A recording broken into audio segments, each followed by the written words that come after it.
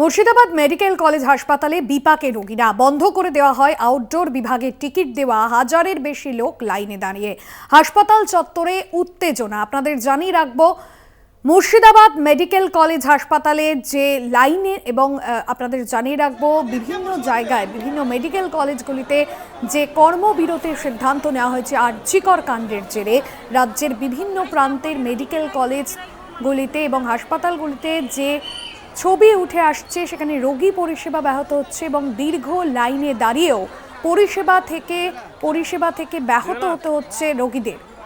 হাসপাতাল চত্বরে উত্তেজনা এবং যে ছবি যে দেখছেন আপনারা, মুর্শিদাবাদ মেডিকেল কলেজে হাজারের বেশি লোক লাইনে দাঁড়িয়ে পরিষেবা পাচ্ছেন না তারা, এমনটাই অভিযোগ তাদের।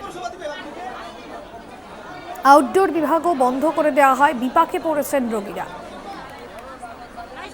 কল্যাণ চন্দ্র আমাদের প্রতিনিধি রয়েছেন ফোন লাইনে। কল্যাণ, মুর্শিদাবাদ মেডিকেল কলেজে কি ছবি, কি পরিস্থিতি, সেখানকার রোগীরা কি বলছেন? দেখো, পরিস্থিতি এখন উত্তেজনা রয়েছে হাসপাতালে। কারণ হচ্ছে হঠাৎ করেই আউটডোরের টিকিট দেওয়া বন্ধ করে দিল এবং হাজার দুয়েক প্রায় লোক দাঁড়িয়েছিলেন সেখানে। সকাল থেকেই, ভোরবেলা থেকেই টিকিট দেওয়া শুরু হয়েছিল।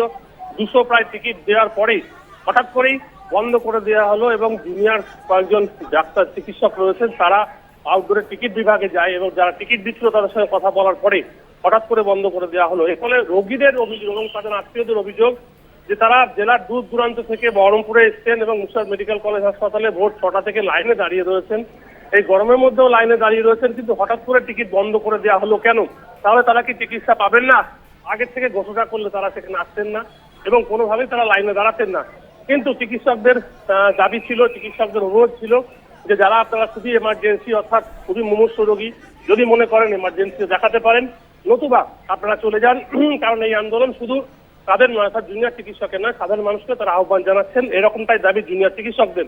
যদিও এলাকায় যারা ছিলেন, অর্থাৎ আউটডোরে যারা ছিলেন, 2000 প্রায় লোক দাঁড়িয়েছিলেন, তারা কিন্তু অনেকের মধ্যে, তাদের মধ্যে অনেকেই মহিলা, প্রত্যেকেরই কোলে প্রায় শিশু ছিল।